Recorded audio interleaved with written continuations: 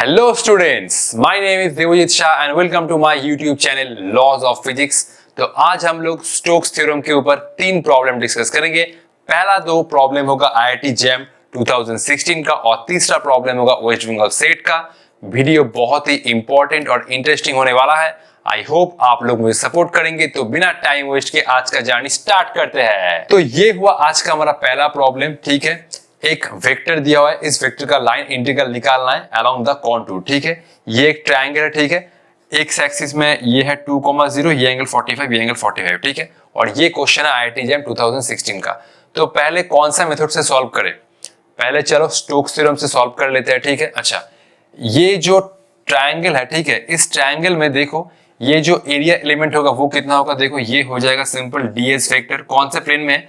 xy plane में। तो ये हो जाएगा सिंपल dx dy और इसके साथ परपेंडिकुलर एक्सिस है z और z एक्सिस में होता है यूनिट वेक्टर k कैप, ठीक है।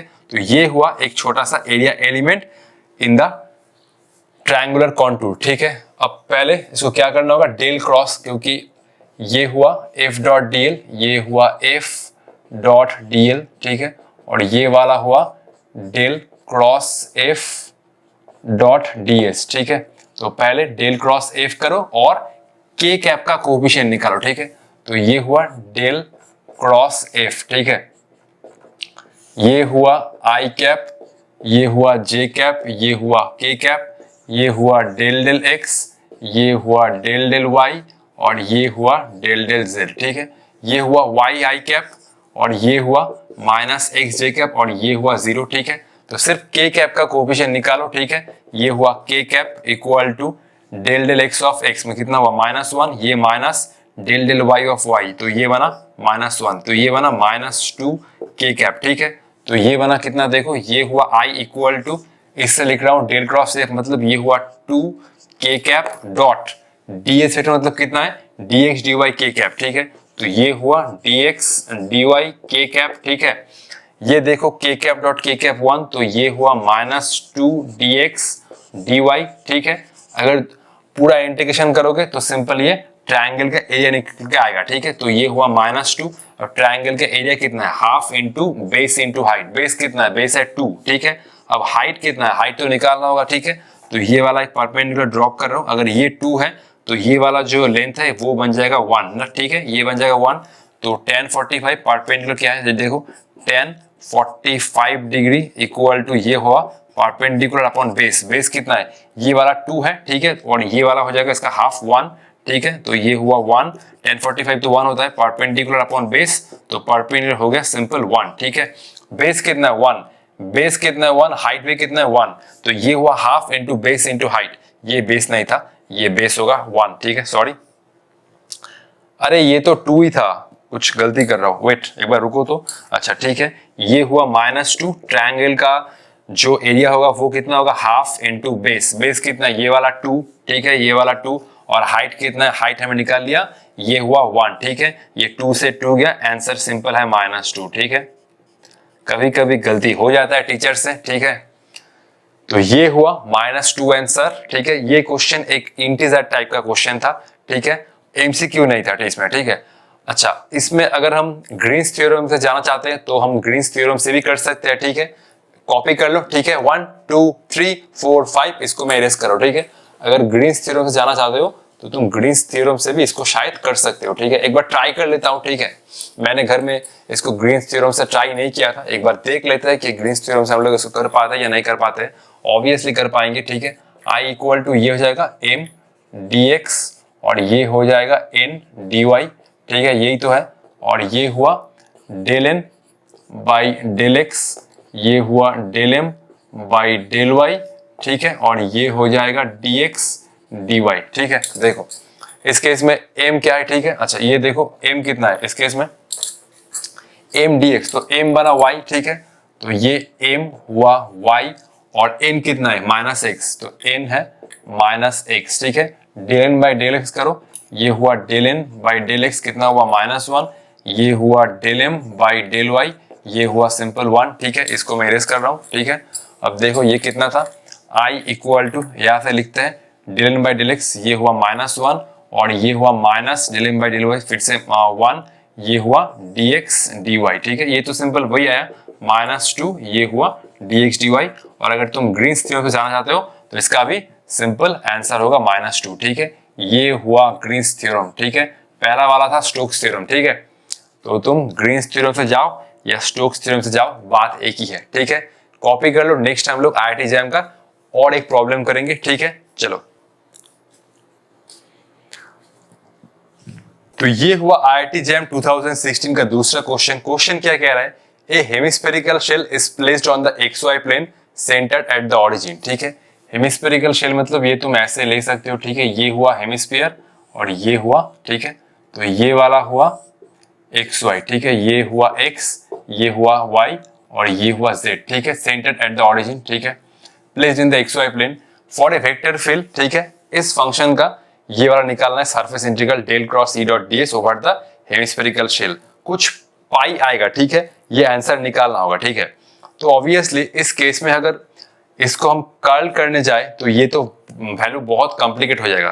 तो इसके लिए हमें क्या करना होगा? स्टोक्स थ्योरम का सहारा लेना होगा। जस्ट इस प्रॉब्लम में del cross E dot ds से E डॉट dl में जाना होगा, ठीक है। तो ये हुआ I इक्वल टू ये हुआ del cross E dot ds, ठीक है। तो ये हुआ E डॉट dl, ठीक है। ये हुआ E डॉट dl, ठीक है। ये हुआ E डॉट dl और ये हुआ कितना? ये हुआ -i कैप और ये हुआ x j कैप, ठीक है। और ये हुआ √x² प्लस y², ठीक है। dl वेक्टर मीन्स ये हुआ dx i कैप और ये हुआ dy j कैप, ठीक है।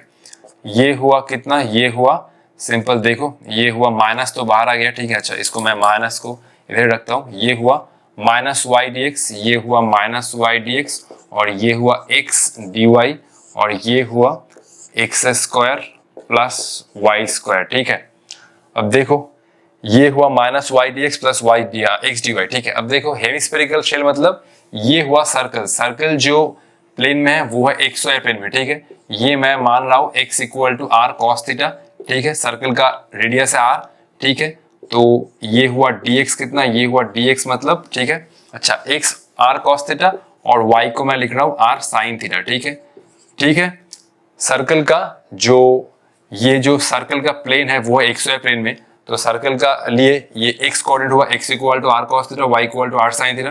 तो dx क्या होगा? dx होगा -r, ये हो जाएगा sin थीटा d थीटा और dy हो जाएगा इस केस में r, ये हुआ cos थीटा, ये हुआ d थीटा, ठीक है। अब देखो ये हुआ सिंपल -y मतलब कितना है? y मतलब r sin थीटा, ये हुआ r sin थीटा। dx मतलब क्या कितना हुआ? -r sin theta d theta, ये हुआ -r sin theta d theta plus x मतलब कितना हुआ? r cos थीटा, ये हुआ r cos थीटा और dy मतलब हुआ r cos theta d theta, ठीक है। और नीचे कितना हुआ? नीचे हुआ √x² प्लस y²। अब देखो x² प्लस y² ही है r², अगर अंडर करोगे तो कितना आएगा? ये हुआ सिंपल r ना, ठीक है। ठीक है, तो इसको मैं अब इरेज कर रहा हूं, ठीक है। 1 2 3 4 5, चलो इसको इरेज करते हैं, ठीक है। और आगे हमें जाना है, ठीक है। देखो, ठीक है, चलो फिर आगे जाते हैं, ठीक है। ये हुआ हमारा इंटीग्रल का वैल्यू, ठीक है। ये हुआ i इक्वल टू ये हो जाएगा, देखो ये माइनस माइनस कितना होगा? प्लस, ठीक है। तो ये हुआ सिंपल r², ठीक है। ये हुआ r² और ये हुआ, अच्छा हेमिस्फेरिकल शेल ना, ये हुआ √। अच्छा, इस केस में √ था क्या है? मैं एक बार चेक कर लेता हूं, रुको तो। अच्छा, इस केस में ना ये √ नहीं था, ठीक है। ये √ नहीं था, इसीलिए तो मैं समझ रहा हूं कि प्रॉब्लम में कुछ गड़बड़ है। ये √ नहीं है, ठीक है। ये वाला √ नहीं है इसमें, ठीक है। तो ये हो जाएगा सिंपल r², ठीक है। माइनस माइनस कितना हो रहा है? ये हुआ r², ये हुआ sin² थीटा d थीटा, ये हुआ sin² थीटा d थीटा और ये हुआ प्लस, ये हुआ r², ये हुआ cos² थीटा, ठीक है। r², ये हुआ cos² थीटा d थीटा और नीचे हुआ ये r², ठीक है। r² में कॉमन लेके काट सकता हूं, ठीक है। ये हुआ sin² थीटा, ये हुआ cos² थीटा और ये हुआ d थीटा। थीटा का लिमिट होगा 0 से लेकर 2 पाई। सर्कल के लिए थीटा घूमता है 0 से लेकर 2 पाई, ये हुआ 0 to 2 pi, sine square theta plus cos square theta 1, ये हुआ 2 पाई और ये हुआ 2। ठीक है, ठीक है। तो ये हमने del cross E dot D S से ई डॉट डी एल में कन्वर्ट किया with the help of Stokes theorem ना।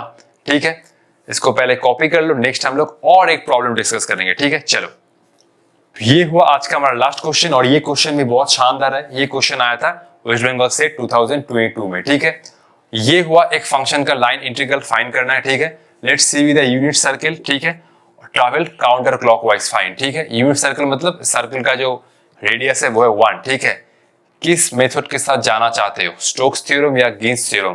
पहले स्टोक्स थ्योरम से कर लेते हैं, फिर ग्रीन्स थ्योरम भी कर लेंगे। ठीक है, ठीक है, चलो देखो। अच्छा, ये हुआ स्टोक्स थ्योरम। ठीक है, अच्छा इस केस में ए वेक्टर क्या होगा? इस केस में ए वेक्टर हो जाएगा e to the power of minus X square, ये हुआ माइनस, ये हुआ वाई क्यूब आई कैप और ये हुआ एक्स क्यूब और ये हुआ जे कैप ना। अच्छा, इस केस में जो एरिया एलिमेंट होगा वो क्या होगा? देखो इस केस में जो एरिया एलिमेंट होगा, ठीक है, ये हुआ ds वेक्टर, ये हुआ dx dy और ये तो यूनिट सर्कल है xy प्लेन में, तो एरिया वेक्टर हो जाएगा k कैप में। ठीक है, तो सिंपल डेल क्रॉस ए से k वाला मतलब k कैप वाला कंपोनेंट निकालना। ठीक है, ये हुआ डेल क्रॉस a वेक्टर। ठीक है, ये हुआ i कैप, ये हुआ j कैप, ये हुआ k कैप। ठीक है, ये हुआ डेल डेल x, ये हुआ डेल डेल y और ये हुआ डेल डेल z। ठीक है, ये हुआ कितना देखो, ये हुआ e to the power of minus X square, ये हुआ माइनस वाई क्यूब, ये हुआ एक्स क्यूब और ये हुआ 0। ठीक है, ठीक है, फिर k कैप का कोफिशिएंट निकालना है सिर्फ, तो ये हुआ k कैप। ठीक है, k कैप मतलब ये वाला हुआ कितना 3x स्क्वायर। ठीक है, और ये हुआ minus del del y of, ये हुआ, अच्छा ये तो del del x of 3x square, ये हुआ minus del del y of minus Y cube. ठीक है, तो ये बन जाएगा माइनस ऑफ 3y स्क्वायर। ठीक है, ये हुआ थर्ड ब्रैकेट। ठीक है, तो ये हुआ 3, ये हुआ X square plus Y square, ये हुआ k कैप और ये हुआ simple 3r square k cap ना। सर्कल का क्या इक्वेशन होता है भाई? सर्कल का इक्वेशन होता है X square plus Y square equal to r square. ठीक है, अब देखो ये हम करेंगे कौन सा थ्योरम का यूज? स्टोक्स थ्योरम का ना। ये हुआ I इक्वल टू, ये हुआ a dot D L equal to, ये हुआ del cross A vector dot D S. ठीक है, डेल क्रॉस ए वेक्टर मतलब ये हुआ 3r square k cap, D S मतलब ये हो जाएगा dx dy k कैप। ठीक है, एरिया एलिमेंट को मैं पोलर केस में ले जाऊं। ठीक है, ये तो हुआ 3r square k cap dot k cap तो 1 dx dy हो जाएगा। In case of polar coordinate ये हो जाएगा r dr d थीटा। ठीक है, in case of polar coordinate dx dy हो जाएगा r dr d थीटा। तो ये हुआ 3, ये हुआ r क्यूब dr और ये हुआ d थीटा। ठीक है, r का लिमिट है 0 to 1, थीटा का लिमिट है 0 से लेकर 2 पाई।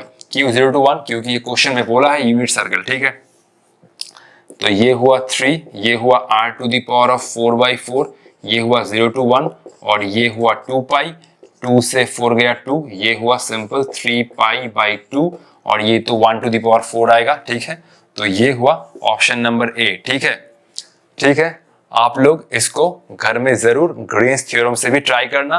ग्रीन्स थ्योरम से भी सेम ही आएगा 3 पाई बाई 2। ठीक है, अच्छा ठीक है, मैंने लास्ट दिन ये बोला था कि अगर e टू द पावर का कोई टर्म आता है तो उसको तुम लोग स्टोक थ्योरम की मदद से सॉल्व करना। ठीक है, लेकिन लास्ट क्वेश्चन में था, मतलब लास्ट में जो क्वेश्चन था उसमें x y z 3 वेरिएबल था। ठीक है, तो उसको तुम ग्रीन्स थ्योरम से नहीं कर सकते ऑब्वियसली।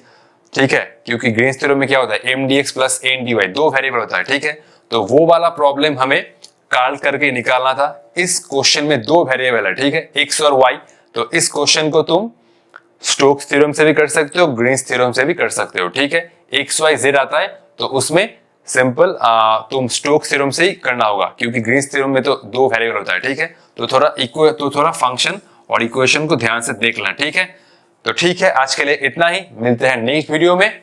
नेक्स्ट वीडियो हम लोग स्टार्ट करने जा रहे हैं गॉस डाइवर्जेंस थ्योरम, मतलब हम लोग सरफेस इंटीग्रल को वॉल्यूम इंटीग्रल के साथ इक्वेट करने जा रहे हैं। ठीक है, तब तक पढ़ाई करते रहो। All the best.